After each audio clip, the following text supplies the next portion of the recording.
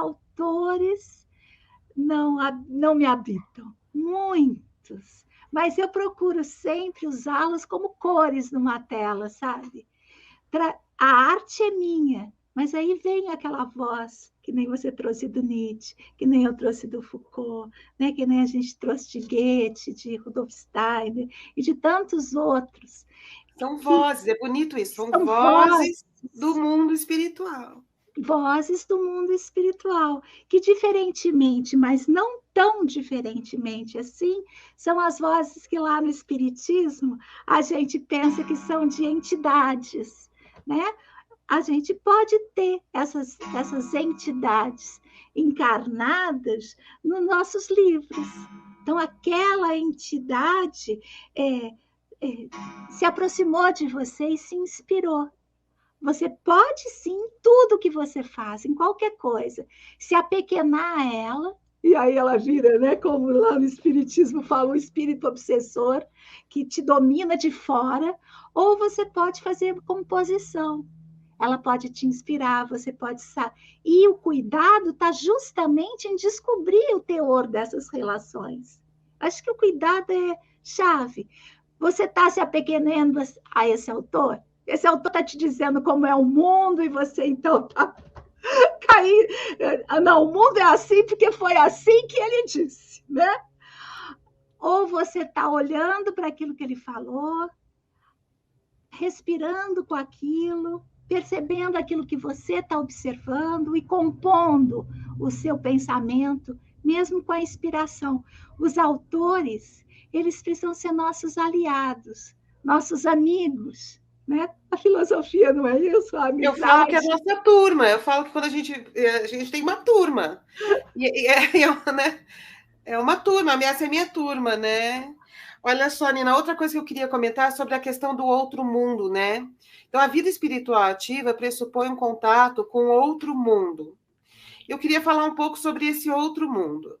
Mas eu queria falar desse outro mundo sem me fixar em nenhum dogma que eu acredite por pressuposto, né? Em função da minha educação, formação, no lugar onde eu nasci, etc. Eu queria falar desse outro mundo, assim, o que é esse outro mundo? Esse outro mundo é o lugar onde habitam imagens que estão por aí, né?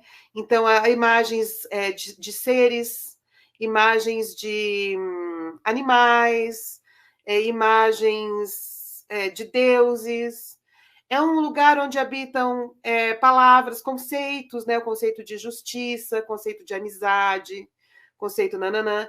Então, esse outro mundo, ele é um mundo, de fato, assim, imaterial, né? Ele é um outro mundo que, às vezes, ganha incorporações. De repente, eu faço a estátua de Jesus, a estátua de Zeus, de repente, eu, né, faço um manto de Maria, faço uma coroa de Oxum. Quer dizer, essas imagens, elas podem ganhar materialidade, mas nesse outro mundo também existem imateriais como conceito. Vamos lá, justiça, amigo, amor, democracia.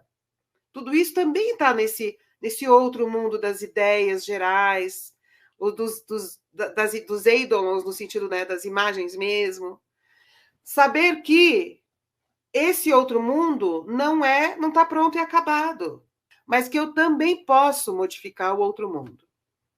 Por exemplo, no processo colonial, eu posso dizer, ao fazer o trânsito entre o que está acontecendo aqui, expansão colonial, e a religião de onde eu venho, cristianismo, eu poderia dizer, né, um colonizador podia dizer, esse Deus aqui que está no outro mundo, né, ele diz que eu tenho que converter as pessoas que habitam esse território que eu quero ocupar.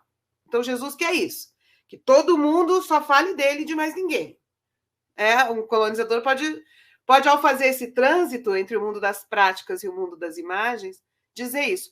Mas outra pessoa pode dizer outra coisa, pode dizer assim, não, esse ser que é Jesus, ele quer dizer que eu tenho que amar a todos como a mim mesmo, que eu tenho que respeitar as outras pessoas, que eu não posso achar que elas são piores que eu, porque eu não posso tirar a primeira pedra. E não adianta elas tagarelarem o nome dele se o que importa é o amor e não a dominação. Nananana. Então, isso é atividade espiritual, sabe? No que diz respeito, eu quero dizer, da experiência religiosa mesmo, né? Onde tem os dogmas, as histórias, as crenças e tal. Nem isso é tão rígido. Até neste lugar é possível uma atividade espiritual, uma vida espiritual ativa.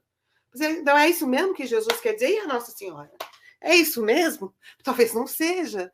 E aí as pessoas se responsabilizam, né? Para pensar os valores, fazendo esse trânsito entre o mundo dos corpos e o mundo dos espíritos. Tem uma frase da autora contemporânea, Maria Gabriela Lansol, que ela faz assim: o corpo é o espírito agora. Então, na minha dimensão de pensamento, que eu frequento, que eu sei lidar com ela e falar, o espiritual é imanente. Então, todo gesto tem uma dimensão espiritual imanente a ele.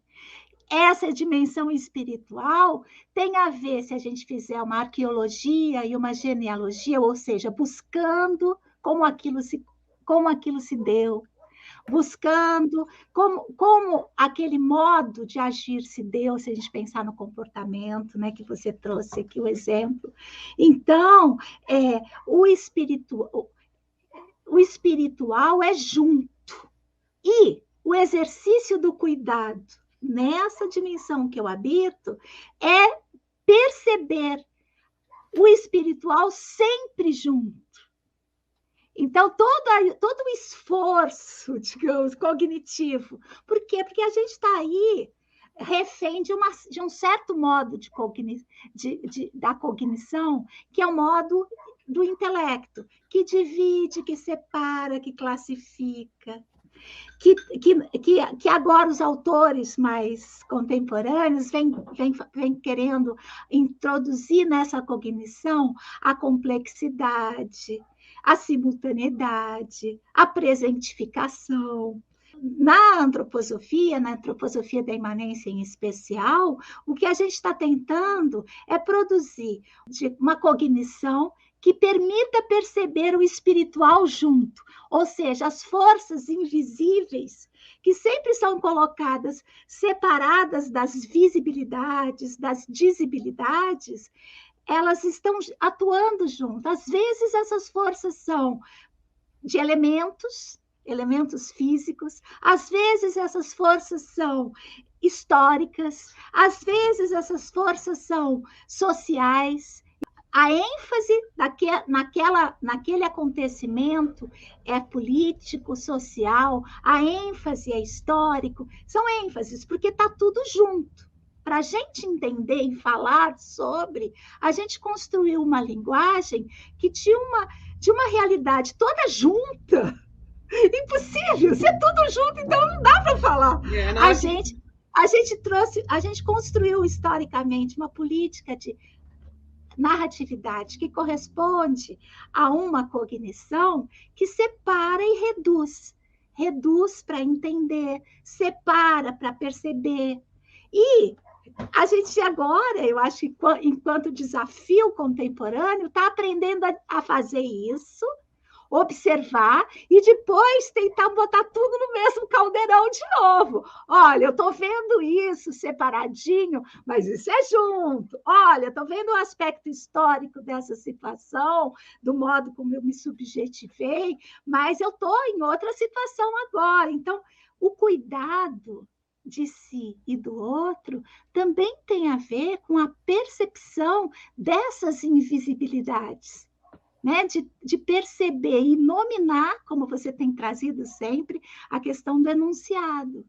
Porque quando você, lá no nosso íntimo, às vezes a gente sabe de algumas coisas, isso não é bem, mas a gente não tem a capacidade de enunciar isso. E ao não ter a capacidade de enunciar isso, às vezes a gente adoece. Então, o cuidado também faz parte, o cuidado pela anunciação. Enunciada. Então, que é uma respiração. Claro que é uma respiração. Que é uma modulação do espírito, uma forma de modular o sopro, E é de um onde vem a movimento palavra. de corpo. É, É o corpo todo que enuncia, não só um aparelho pequenininho aqui, né? é, É, é. é o corpo todo que enuncia. Então, Agora, Nina, com relação ao outro mundo ainda. Eu entendo tudo que você está falando por pressuposto, tá? Concordo. No entanto, com o Edgar Morin, algo mexeu na minha cabeça, que é o seguinte: o Edgar Morin também está tratando de um pensamento no fluxo da physis, né? De uma produção, de uma lógica do fluxo da physis, ou seja, trazendo o espírito para o fluxo da physis. Mas ele diz o seguinte, que eu acho muito lindo: ele fala assim, que o outro mundo começa quando a imagem daquele que foi permanece, com os rituais funerários. Então, morre alguém depois que a gente já é uma humanidade que desenvolveu vínculos afetivos intensos, e o corpo, né, então, é enterrado com todo cuidado, e a imagem permanece.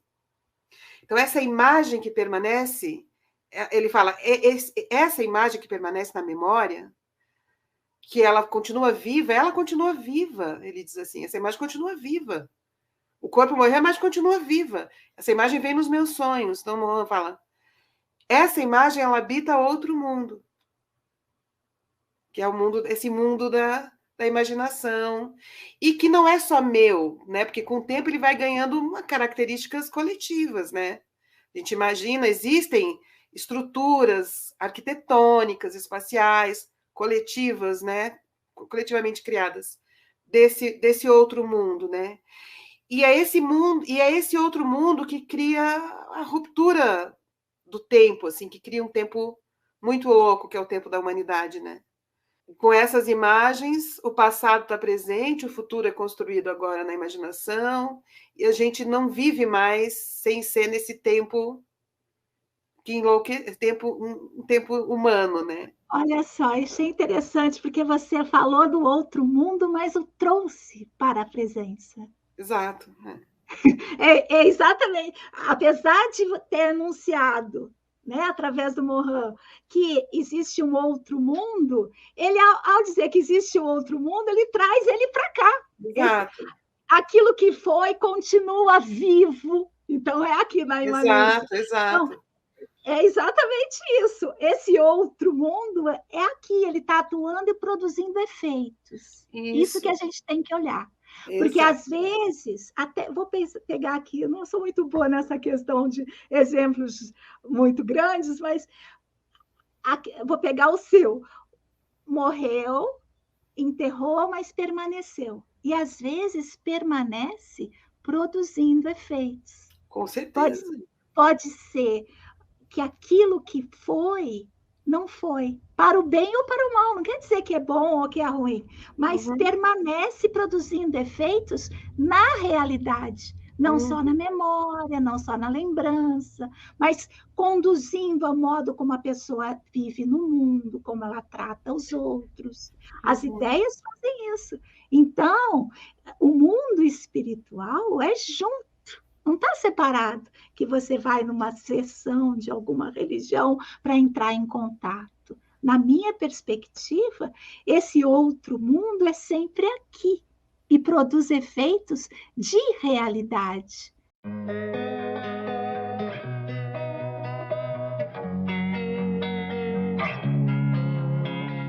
Losing time, I'm fading fast.